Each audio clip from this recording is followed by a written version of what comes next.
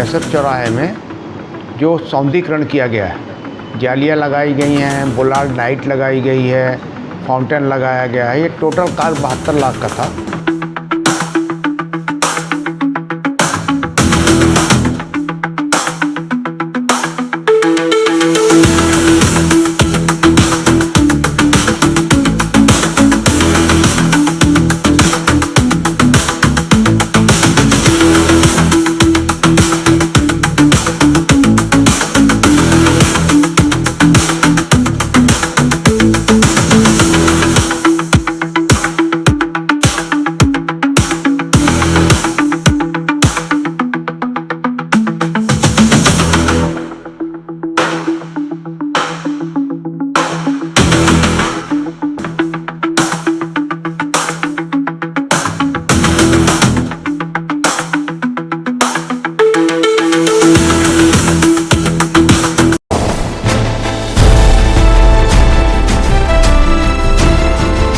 नमस्कार, बहुत बहुत स्वागत है आपका उषा एक्सप्रेस के डिजिटल प्लेटफॉर्म पर। मैं हूं राजीव, आप सबका अभिनंदन करता हूं, आप सभी को प्रणाम करता हूं। रीलों का फव्वारा, हकीकत की प्यास। जी हाँ, रीवा में 2 दिन पहले बड़े उत्साह के साथ पुलिस लाइन चौराहे पर फव्वारे का लोकार्पण हुआ।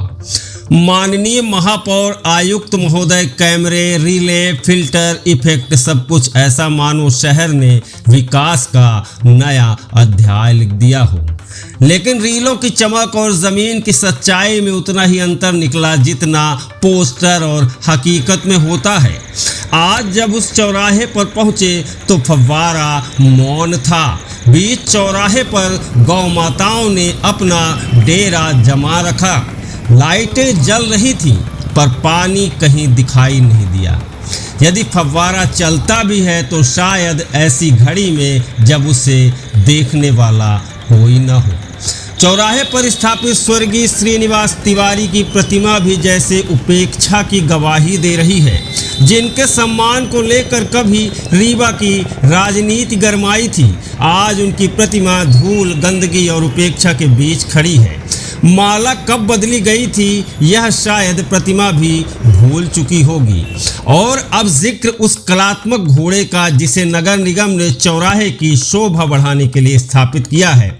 उसकी बंद आंखें देखकर ऐसा लगता है मानो उसने शहर की बदहाली देखकर स्वयं ही आंखें मूंद लेना बेहतर समझ लिया हो। उसकी बनावट के कुछ हिस्से ऐसे हैं जिन पर सवाल उठना स्वाभाविक है।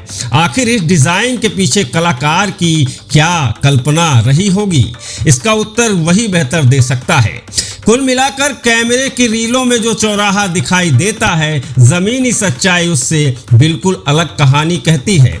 विकास यदि केवल फिल्टर और इफेक्ट से दिखाई देने लगे तो जनता के हिस्से में अंततः वही आता है, सूखा फव्वारा और चमकती हुई रील। जी हाँ, हम यहाँ उस घोड़े की बात कर रहे हैं जो पुलिस लाइन चौक पे लगाया गया है। हम उस घोड़े की बात बिल्कुल नहीं कर रहे हैं जो नगर निगम का है और जो घोड़ा बनकर नगर निगम पहुंचा था, बीच में गधा बन गया और आज लाचारी और बेबसी ने उसे खच्चर बना दिया।